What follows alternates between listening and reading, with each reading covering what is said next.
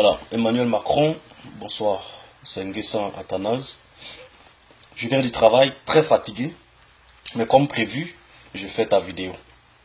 En tant qu'Africain, pour commencer, je voulais te donner ce proverbe-là. Que chez nous en Afrique, on dit chaque chien méchant a son portail. Ça veut dire que si le chien a été confié la gestion d'un domicile, dès qu'il sort de ce cadre spécifique et qu'il rentre dans la cour du voisin ou soit qu'il vient dans la rue, ce chien n'a plus le droit d'être méchant. Il est condamné à faire allégeance ou à se taire. Maintenant, si il s'entête pour aboyer, le voisinage a le plein droit de le lapider. C'est pourquoi on dit chaque chien méchant a son portail. Et j'ai constaté que tu viens de sortir du portail qui t'a été confié pour aboyer dans notre territoire. Alors on va te lapider. La civilisation africaine, la voici. Dans la civilisation africaine, un enfant de 18 ans, en aucun cas, ne va faire l'amour à sa grand-mère, à moins qu'il soit malade mental. Dans la civilisation africaine, un garçon ne donne jamais son anus à un autre garçon pour y mettre son sexe, à moins qu'il soit mentalement malade. Dans la civilisation africaine, un homme normal ne fait pas l'amour à un animal, à moins qu'il soit mentalement malade. Maintenant, si c'est tout ça là qui est en train de rendre l'Afrique pauvre, là, monsieur Macron, tu as raison. Le problème de l'Afrique, c'est la civilisation. Mais pendant ce temps, je voulais quand même souligner un certain nombre de faits. L'Afrique, c'est au moins 30 millions et plus de kilomètres carrés. Sur cette superficie-là, habitent environ 1,2 milliard de personnes. Et ce qui nous donne approximativement 37-40 personnes au kilomètre carré. Et pendant ce temps, en France, pays dit riche, vous êtes sur une superficie de 500 000 km², avec une population d'environ 67 millions et plus, et vous êtes à 117 personnes au km², sur un sous-sol pauvre et un sous-sol pauvre.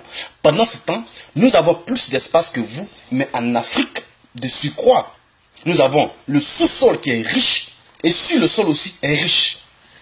Donc, tu comprends avec moi que la démographie, la civilisation n'est pas le problème de l'Afrique. Le vrai problème de l'Afrique, c'est la rencontre de l'Afrique et la France. Si tu connais qui est Jacques Foccart, si tu connais Houphouët-Boigny, si tu connais Oumar Bongo, si tu connais Robert Bourgi, tu dois savoir de quoi s'agit le rapport entre l'Afrique et la France.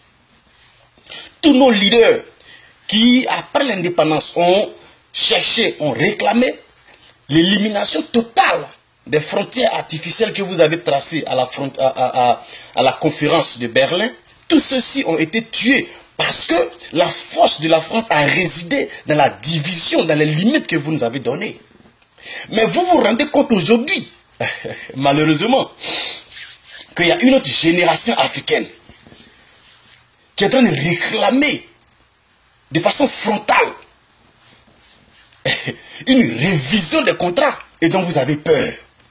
Tu sais, quand mon papa te voit, il voit son maître de CP2. Donc il se rappelle de la chicotte. Mais quand moi je te vois, je vois mon ami de classe qui d'abord était bête. Donc tu comprends un peu que les mentalités ont changé. Tu comprends qu'aujourd'hui les Africains sont très engagés. Le mythe qui est sur le blanc est tombé dans la tête de l'Africain il y a longtemps. Donc vous avez peur. Vous avez peur parce que vous n'avez pas d'espace pour vous expandre. Et l'Afrique, pendant ce temps, continue de croître intellectuellement, numériquement aussi. Donc vous avez peur. Vous avez peur parce que nous sommes dans vos écoles. La connaissance que vous avez, nous avons. Nous parlons vos langues, nous connaissons vos forces, nous connaissons vos faiblesses. Et nous avons les nôtres. Vous avez peur.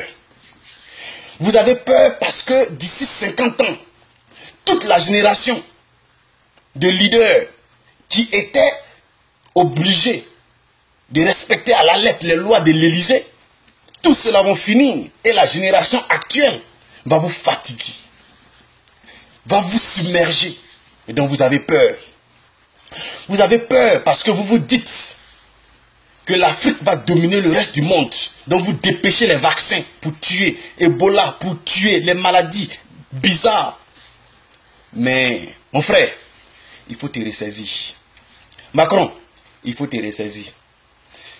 Je sais que tu es une vieille femme. Je sais que tu es le président de la France.